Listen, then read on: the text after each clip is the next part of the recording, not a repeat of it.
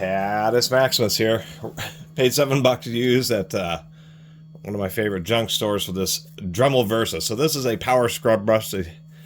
When you buy this for nominally $60 for a little single cell, this would be a 4-volt max, 3.7-volt little power rotary scrub brush.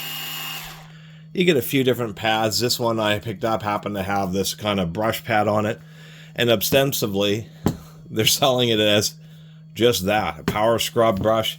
Dremel, for more than half a century, hasn't made money really off the tools. They're just like printers are. They make money. They made their money off the accessories, and so there's a whole bunch of different accessories, things like, you know, bathroom cleaning accessories, toilet bowl scrub brushes.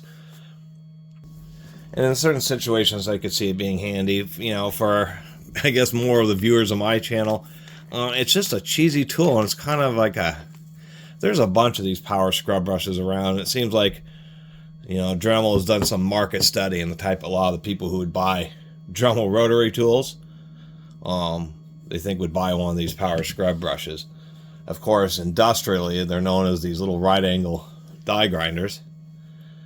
Of course, with one of these, you get tremendous speed, power, far more compact, and there's a whole world of pretty darn cheap accessories, including various brushes and pads, just like you can get with the Dremel Versa.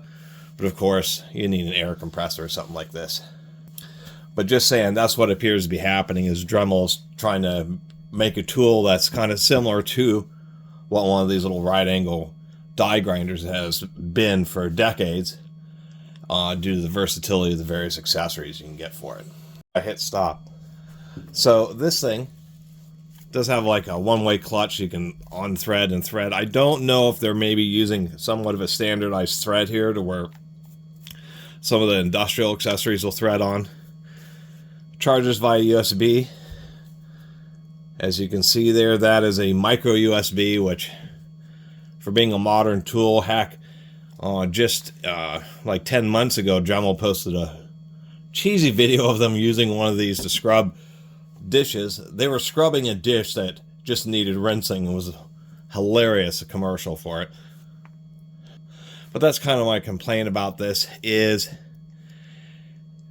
you know, I wouldn't say maids, you know, for, you know, cleaning bathrooms and that type of stuff. You wouldn't use this really to clean a toilet bowl because it would just throw germs and stuff everywhere. It's a big spinning tool, and so I would be actually kind of wary of using this in the bathroom, except for certain hard to reach places. I can certainly see having a brush like this kind of getting the grout, although you can kind of tell. Oh, so it cuts out. It does have overload protection. Isn't that nice? So it won't catch on fire.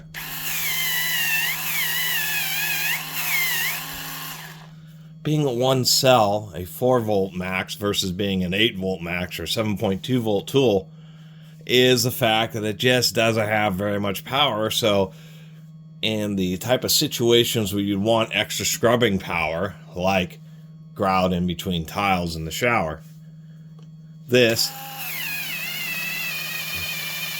is barely going to work. Micro USB charging, it's charging at 5 watts. I measured it.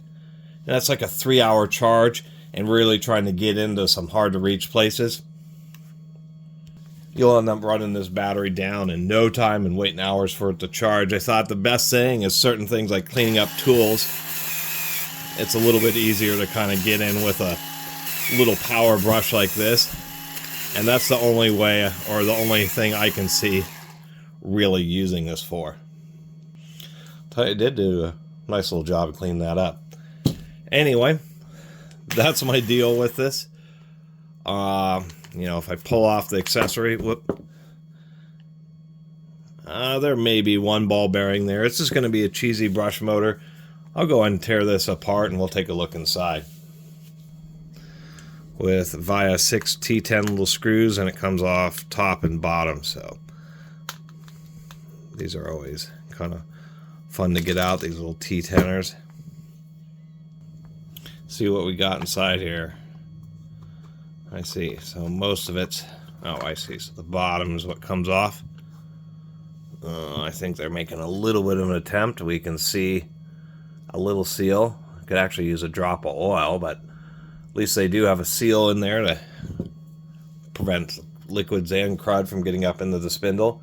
We can see that there is actually a, honest to God, real life ball bearing. It's not a sealed ball bearing, it's just a seal shielded, because of course they have a seal down here on the shaft. Little gearbox.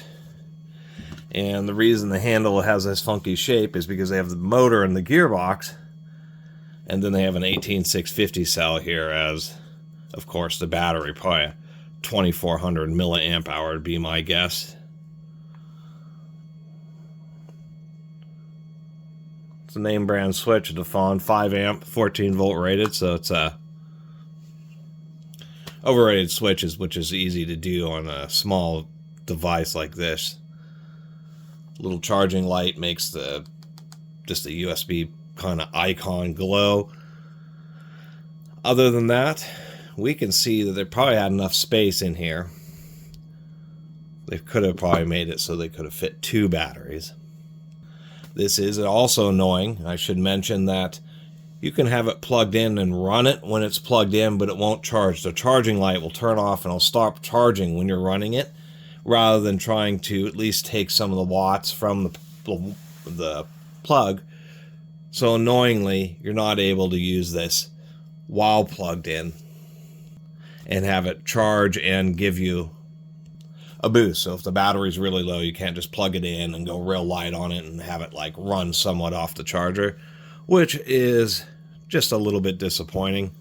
I was also noticing, yeah, I guess they, for some reason, were much more concerned. Maybe they had in testing, they figured enough people got water on this thing, because what I'm noticing is not just the seal there, but there's actually a rubber seal that's been in-molded here that sits down in the screw. So the whole package actually has a reason, you know, and a sealed switch has a reasonable amount of water resistance. It's probably just the USB port is where anything could get in.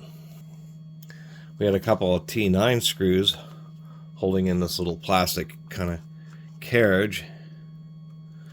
And oh, that's kind of interesting. See the way that port kind of has an undercut and a little shelf. It actually, the case has a little kind of seal around the edge of the port. So this port may actually, I can't even see through it. So this port itself, water would get into the port, but I don't think it would actually get into the unit. It's interesting that it has water resistance. Just a simple brush motor. A brush motor like this, I mean, somebody, this is not a commercial product, so somebody using this for scrubbing duty on average, they can get away with just a simple DC brush motor. Depending on how these are built, they can still get 1,000, even 2,000 hours out of them. Sometimes they can be, depends on how hard they're run too. But in an intermittent use application, then they can get away with a pretty cheesy motor. I kind of want to see inside this gearbox. It has these tiny little T9 fasteners.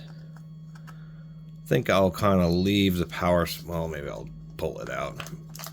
There we go. That's all that's running this thing.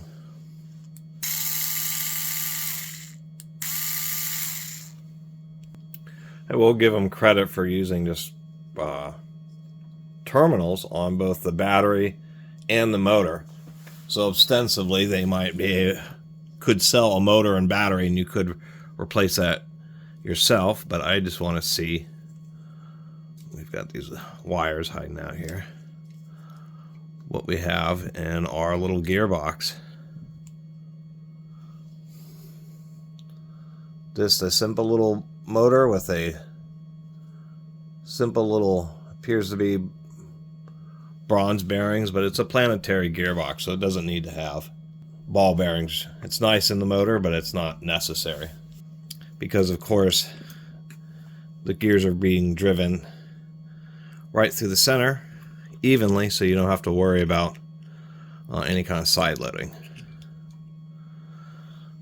Metal pinion, and we've got all plastic planet gears, plastic ring gear.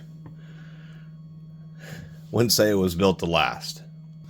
getting the gear set out of there. It's just a simple sprag clutch which just uses little pins. I should show this here. People don't know. Sprag clutches, this is connected to the spindle, so when you're tightening the accessory, it turns this. And see how this is not curved, but it's around a strange shape.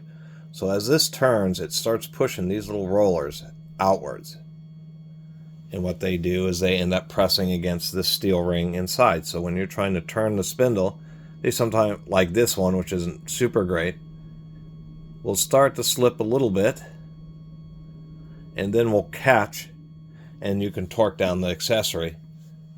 And many cordless drills have systems like this, and this is just simply how they work. They're just little rollers on a ramp. Like this one would have 6 rollers, but there would be 3 for a clockwise direction lockup and 3 for a counterclockwise. And there's little tabs on the gear carriage here. And so how the motor's able to turn it without it locking up is that little gear, these little rollers or pins are sitting in these 2 spots, and those little fingers go in between the pins. So the motor drives the spindle via riding against these pins and pushing the little sprag adapter along, which turns the spindle. But when you try to turn the spindle, you're reversing that direction, so the sprag adapter itself is trying to push against the pins, and instead they just lock up rather than it just being a pin being hit against that little tab there.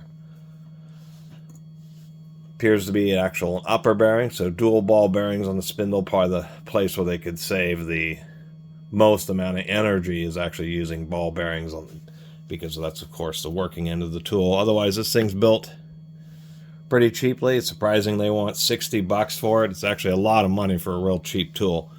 I mean, this is a cheap electric screwdriver setup. I mean, Dremel's making a fair amount off the tool, and they're making even more money once they can get people sucked into these accessories.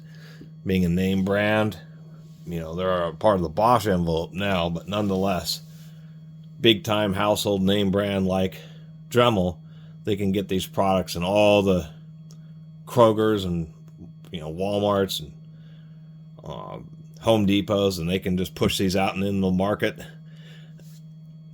have these on a bunch of shelves, and it's probably a strategic decision where this is a tool that works good enough, and they know that they'll sell, you know, in 5 years, whatever, they'll sell 1 million units or 2 million units, and so it's like a calculated decision.